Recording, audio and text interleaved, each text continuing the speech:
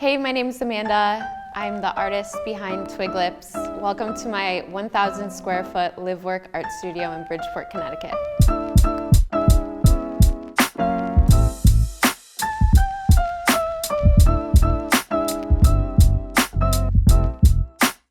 In my space, I really wanted it to have functionality and both work as a home and also an art studio. When people come into my space, I want it to feel warm and inviting. They can sit down, have a drink with me, but also it can work as an art studio and gallery where I can showcase my art, have studio visits. To make that possible, I designated the back part of my studio as the creating space where I have my easel, and I also have all of my paintings on a rack, and I'm constantly reconfiguring everything on the walls so I can preview the art and see if the series I'm working on is cohesive. And it's been really fun to have the floor space and openness. I also wanted a cool place to show my neon pieces, especially throughout the day.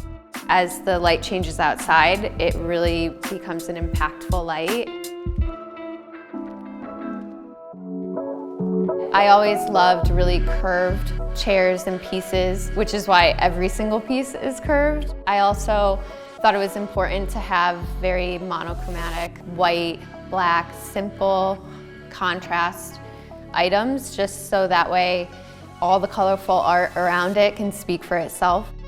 I am experimenting with colors and style evolves, so I feel like having my walls, my furniture, my rugs, everything a really blank canvas, so that way the rest of the artwork can speak for itself, especially to make it feel like an art gallery, because that is half the purpose of this space. So to have a couch that is comfy enough where at night I'll bring a blanket, a pillow, and I'll lay and watch my projector, and I'm totally content. It's super cozy, but that doesn't happen until the sun sets, where I have time to really decompress. And then during the day, it's really using the space as a constructive space for contemplation of future paintings or the meanings of the paintings, or pursuing potential galleries or exhibitions, and really trying to stay focused. So one of the problems that I did face moving into a commercial building and choosing concrete floors over hardwood or carpet is the fact that they do come off as very cold and also feel very cold. So I used rugs to my advantage to create the designated spaces. Another way I combat the cold and sterileness is having a bunch of plants. And I think it's also important when I'm using spray paints and everything to have just a bit of life, to breathe a little more oxygen and health into the air in a natural way. Overhead lighting is not my favorite, but since I don't have a traditional living room, I'm not gonna have a floor lamp because it would look insane in here. So I got all the hue lighting, and every single bulb in my track lighting above is a hue light, so I can switch to any color I want. I can dim it, and it definitely helps with the projector at night when I'm decompressing, because I can put the lights really, really low and feels like nothing's really on, but it doesn't feel like I'm just sitting in a cold, dark office space. So it's been a really useful tool for me.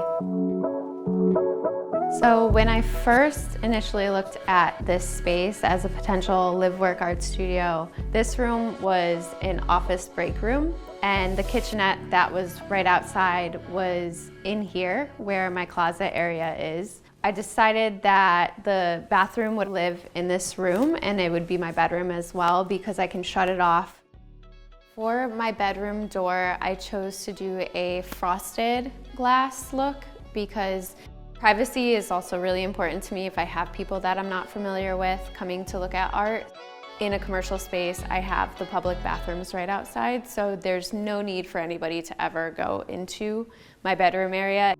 I also decided to have it as open and airy as possible. An option was to put in a wall that enclosed the shower and the toilet and sink, but I opted out. I worked with my landlord. I decided that I wanted the linen curtains to make it as breathable and open as possible, so that way nothing felt congested or closed off. It's usually only me here, so I didn't mind that my bathroom wasn't completely enclosed. I opted for the floor-to-ceiling linen curtains, and I can open them up if I want it to feel a little bigger. I can close them off if I want some privacy and not to look at a bathroom. So it's been really a nice transformation from what it was.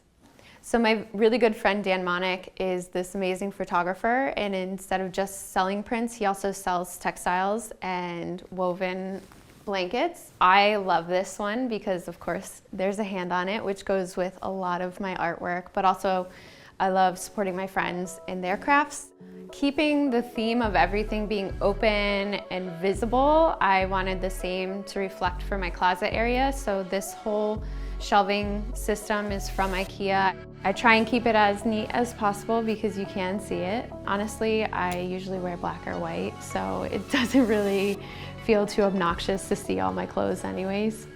So for the bed bathroom area, I really wanted to lean into like the amber and rust tones because it's a little more neutral and it also brings some more warmth into the space.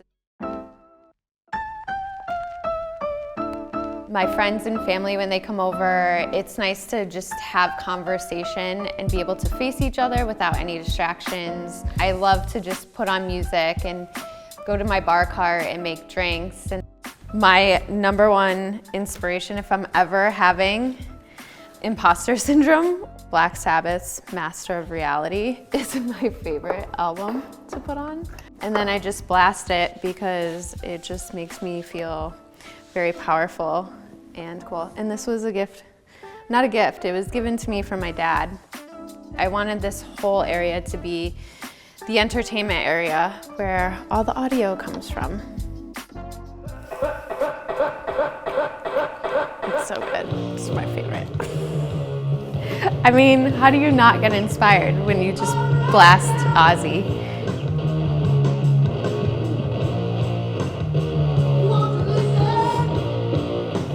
Tell me when, stop. It's so good. So this custom rug is from my dear friend Tabitha. I commissioned her to make this little rug piece that has both my artwork and her artwork, and she shipped it all the way from Australia. So it's one of my favorite things in my studio.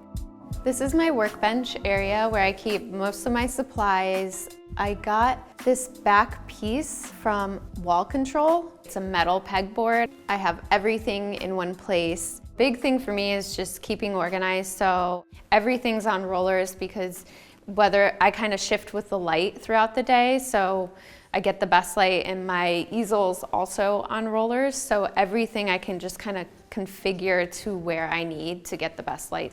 I have my trusty beer and wine fridge. If I'm entertaining, I like to be able to have enough space to like stock up so everyone's comfortable and doesn't feel like, you know, there's not enough of something. This is my canvas rack. My good friend Mark helped me build it. He is the mastermind behind it. If I have somebody on a studio visit, usually I'll put shadow work off to the side so they can kind of sift through and see the artwork at their own pace. So my at-home kitchen is very minimal, just like my style. I needed it to be both functional as my kitchen for my home and also as my art studio slop sink. It works for me. I travel a lot, so I don't really cook at home a lot. Having the Ninja that is the air fryer and baker all in one is perfect for what I need. And same with the mini fridge. I only keep a few frozen items usually, and that's all I need to live, and I'm good. Obviously, I'm sauce heavy. So my mini fridge is 90% dressings, and then the very important under eye mask. As I mentioned, very simple. I don't cook ever, and I think that's very reflective of my space. Also, it's important to me to have ice for when I have people over and I can make cocktails or mixed drinks. Some of my favorite pieces outside of the liquor are on the bar cart. I collect Japanese porcelain flowers and little figurines. The one with the peachy color is my absolute favorite. I got it off Etsy, and I think it goes with the theme of all the flowers that I paint. For liquor, Fortaleza is my favorite tequila. There's no additives, and I'm not as much of a wino, so I'm not sure about wines, but I drink cheap ones, so it's balanced. I most love all the natural light that I get in my space. It's not only essential for me to paint with, it's also just something I've always loved and admired. I just think I'm genuinely happier in a space that's really bright and airy.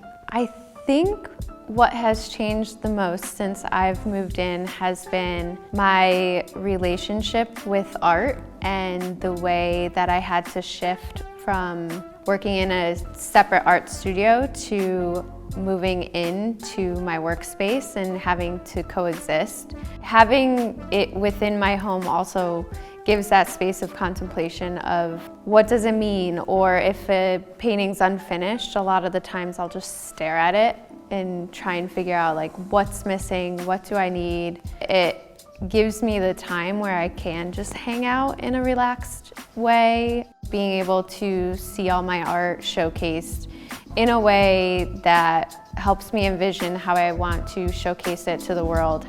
Home is where your cat is. Home is where my cat Meatloaf is.